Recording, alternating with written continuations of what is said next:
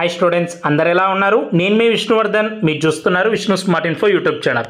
Students, Telangana management quota B and C category MBBS అలాగే బీడీఎస్కి సంబంధించి రౌండ్ 1 రిజల్ట్స్ అయితే డిక్లేర్ అయిపోయాయి.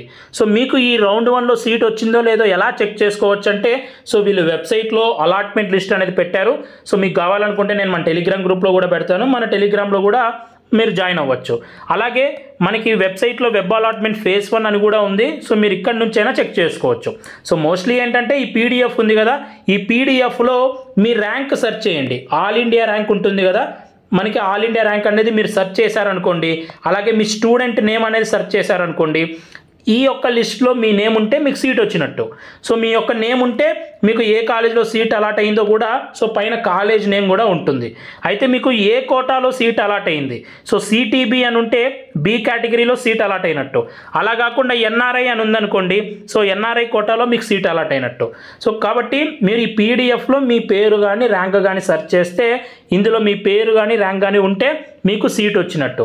ఇందులో నేమ్ లేకపోతే, మీ ర్యాంక్ లేకపోతే మీకు సీట్ రానట్టు. నెక్స్ట్ రౌండ్ 2లో ఫర్దర్ ఫేసెస్లో ట్రై చేసుకోవచ్చు. సో ఇది అలాట్మెంట్ లిస్ట్ అయితే రిలీజ్ అయిపోయింది. అండ్ నెక్స్ట్ సీట్ వస్తే ఏం చేయాలి, ఆ రిపోర్టింగ్ ప్రాసెస్ ఎలా ఉంటుంది, సో జాయిన్ అవుతే ఏమవుతుంది, జాయిన్ అవ్వకపోతే ఏమవుతుంది అనేది నేను రూల్స్ ఈరోజు ఈ వీడియోలో చెప్తాను. అలాగే రిపోర్టింగ్ ప్రాసెస్ ఎలా ఉంటుందో కూడా ఈరోజు ఈ వీడియోలో చెప్తాను. అలాగే రౌండ్ 1లో లోకల్ వాళ్ళకి కట్ ఆఫ్ ఎంతవరకు ఆగిందో కూడా ఈరోజు ఈ వీడియోలో చెప్తాను. సో ఫస్ట్లీ సీట్ వచ్చిన వాళ్ళు ఎప్పటిలోపు కాలేజ్ దగ్గరికి వెళ్ళి రిపోర్ట్ చేయాలి అంటే 7th అక్టోబర్ లోపు మీరు కాలేజ్ దగ్గరికి వెళ్ళి రిపోర్ట్ చేయాలి. సో ఇది last date of reporting. So ఇది గుర్తుపెట్టుకోండి. అండ్ మీకు రౌండ్ 1లో సీట్ వచ్చింది అనుకోండి, జాయిన్ అవ్వడం మ్యాండేటరీ. ఓకేనా, మీకు ఏ కాలేజీలో అయినా సీట్ రానివ్వండి, ఫస్ట్ జాయిన్ అవ్వండి ఆ కాలేజీలో. మీకు ఇంకా బెటర్ కాలేజీలో కావాలనుకుంటే రౌండ్ 2లో మళ్ళీ మీరు వెబ్ ఆప్షన్స్ పెట్టుకోవచ్చు. రౌండ్ 2లో మీకు నచ్చినన్ని వెబ్ ఆప్షన్స్ పెట్టుకోవచ్చు. మళ్ళీ మీకు రౌండ్ 2లో ఛాన్స్ ఉంటే అప్గ్రేడేషన్ అనేది అవుతుంది. నా యొక్క పర్సనల్ ఒపీనియన్ ఏంటంటే మ్యాక్సిమం సో దాదాపు ఎవరికైతే అప్గ్రేడేషన్ కావాలనుకుంటున్నారో ఖచ్చితంగా అప్గ్రేడేషన్ అవుతుంది. రౌండ్ 1లో as usual every year cut off అనేది హైగానే ఉంటుంది. రౌండ్ 2కి వచ్చేసరికి తగ్గుతుంది. సో ఎందుకంటే మనకి ఇప్పుడు తెలంగాణ గవర్నమెంట్ అలాగే ప్రైవేట్ ఏ కేటగిరీకి కూడా చూసినా కొన్ని సీట్స్ అనేవి ఇంకా ఫిల్ చేయలేదు. దాదాపు 1000+ సీట్స్ ఇంకా ఫిల్ చేయలేదు. కాబట్టి గవర్నమెంట్ అలాగే ప్రైవేట్ ఏ కేటగిరీలో కట్ ఆఫ్ అనేది హైగా ఉంది. సో ఇక్కడ సీట్ రాని వాళ్ళందరూ ఏం చేసి ఉంటారు, కొద్దిమంది మేనేజ్మెంట్ కోటాకు అప్లై చేసుకున్న వాళ్ళు బి కేటగిరీకి కూడా అప్లై చేసుకుని ఉంటారు. సో వాళ్ళు బి కేటగిరీలో కూడా జాయిన్ అయ్యి ఉంటారు. ఒకవేళ వాళ్ళకి రౌండ్ 2లో మళ్ళీ ఏ క్యాట్లో సీట్ వచ్చిందనుకోండి, బి క్యాట్ నుంచి ఏ క్యాట్కి వెళ్ళిపోతారు. సో అప్పుడు కొన్ని సీట్స్ అనేవి వేకెన్సీ అవుతాయి. అలాగే ఇప్పుడు వచ్చిన వాళ్ళందరూ సో కొద్దిమంది రిపోర్ట్ చేయని వాళ్ళు కూడా ఉంటారు. సో కాబట్టి రౌండ్ 1 నుంచి రౌండ్ 2కి సో ఖచ్చితంగా మీకు ఒక్క కాలేజ్ అన్నా ముందుకి అప్గ్రేడ్ అనేది అవుతుంది. మీకు మళ్ళీ రౌండ్ 2లో వెబ్ ఆప్షన్స్ పెట్టుకుంటే మీకు అప్గ్రేడేషన్ ఛాన్స్ ఉంటే అప్గ్రేడేషన్కి ఇస్తారు. నాకు తెలిసి ఆల్మోస్ట్ అవుతుంది. కాబట్టి మీరందరూ గుర్తుపెట్టుకోండి, రౌండ్ 1లో సీట్ వస్తే జాయిన్ అవ్వడం మ్యాండేటరీ.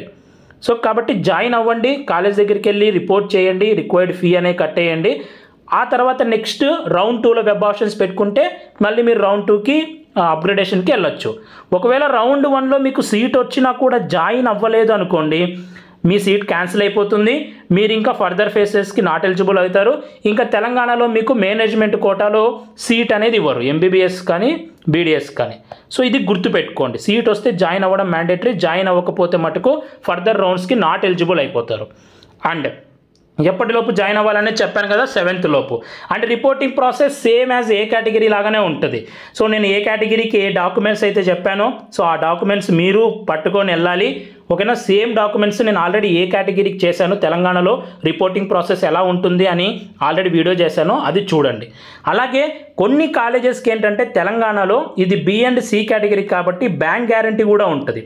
అంటే బ్యాంక్ గ్యారంటీ కొన్ని కాలేజెస్కే మీరు ఏం చేస్తారంటే మీకు ఏ కాలేజీలో సీట్ వచ్చిందో చూడండి. సో ఆ పర్టికులర్ కాలేజ్ వెబ్సైట్లోకి వెళ్ళి వాళ్ళు చెక్ లిస్ట్ కానీ పెట్టింటారు, ఎంత ఫీ అని పెట్టింటారు. సో కొన్ని కాలేజెస్కి 13 lakhs ఫీ ఉంటుంది, కొన్ని కాలేజెస్కి 11.55 ఉంటుంది, సో కొన్ని కాలేజ్కి 12 lakhs ఉంటుంది. సో దాని ప్రకారం మీరు తీసుకెళ్ళండి. ఇది ఫస్ట్ ఇయర్ కాబట్టి for example tuition fee 13 lakhs ఉంటే దీనికి మళ్ళీ అడ్మిషన్ ఫీ ఒక 60,000 to 80,000 అలా ఉంటుంది. కాబట్టి మీరు ఆ పర్టికులర్ కాలేజ్ వెబ్సైట్లోకి వెళ్తే ఏ డాక్యుమెంట్స్ కావాలో ఉంటుంది. సో ఆల్రెడీ నేను డాక్యుమెంట్స్కి సంబంధించి మీకు ఏ కేటగిరీలో చెప్పేశాను, సేమ్ అవే డాక్యుమెంట్స్ బి కేటగిరీకి కూడా అవసరం అవుతాయి. ఓకేనా?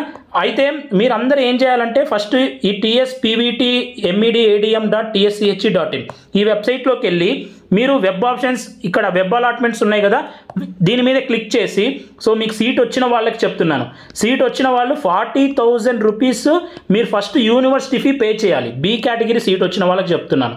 బి కేటగిరీ ఎవరికైతే సీట్ వచ్చి ఉంటుందో మీరు ఫస్ట్ చేయాల్సింది ఏంటంటే, రౌండ్ 1లో వచ్చిన కాలేజీలో జాయిన్ అవ్వాలంటే ఫస్ట్ ఈ వెబ్సైట్లోకి వచ్చి 40,000 యూనివర్సిటీ ఫీ పే చేయాలి. ఈ యూనివర్సిటీ ఫీ అనేది నాన్ రిఫండబుల్. వన్స్ మీరు పే చేసిన తర్వాత మళ్ళీ మీకు వెనక్కి రాదు. ఒకవేళ రౌండ్ 2లో మీకు మళ్ళీ అప్గ్రేడేషన్ అవుతే మళ్ళీ మీరు ఈ ఫీ పే చేయాల్సిన అవసరం లేదు. రౌండ్ 1లో పే చేసింది సరిపోతుంది. కాబట్టి 40,000 యూనివర్సిటీ ఫీ మీరు పే చేసి మీరు అలాట్మెంట్ ఆర్డర్ని డౌన్లోడ్ చేసుకోండి. ఓకేనా? ప్రొవిజనల్ అలాట్మెంట్ ఆర్డర్ అనేది డౌన్లోడ్ అవుతుంది. ఈ 40,000 పే చేసిన తర్వాతనే మీకు డౌన్లోడ్ అవుతుంది. ఫస్ట్ అది డౌన్లోడ్ చేసుకోండి. అలాగే సైడ్లో చూస్తే మీకు వెరిఫికేషన్ ప్రింట్ అని వస్తుంది. అంటే మీరు పెట్టిన సర్టిఫికెట్స్ అన్నీ, ఓకేనా, మీ అన్నీ వాళ్ళు వెరిఫై చేసి ఉంటారు కదా ఆన్లైన్లో. వెరిఫై చేసిన తర్వాత ప్రొవిజనల్ వెరిఫికేషన్ ఫామ్ అనేది ఇస్తారు. ఓకేనా? ఈ ప్రొవిజనల్ వెరిఫికేషన్ ఫామ్ మీరు ఇక్కడ నుంచి డౌన్లోడ్ చేసుకోవచ్చు. మీరు ఏ కాలేజ్లోకి వెళ్ళి రిపోర్ట్ చేయడానికి వెళ్ళినా ఈ ప్రొవిజనల్ వెరిఫికేషన్ ఫామ్ అనేది అడుగుతారు. అలాగే మీరు కౌన్సిలింగ్కి అప్లై చేసేటప్పుడు మేనేజ్మెంట్ కోటాకి మీరు అప్లై చేసేటప్పుడు అప్లికేషన్ ప్రింట్అవుట్ వచ్చి ఉంటుంది కదా, సో అది తీసుకెళ్ళండి.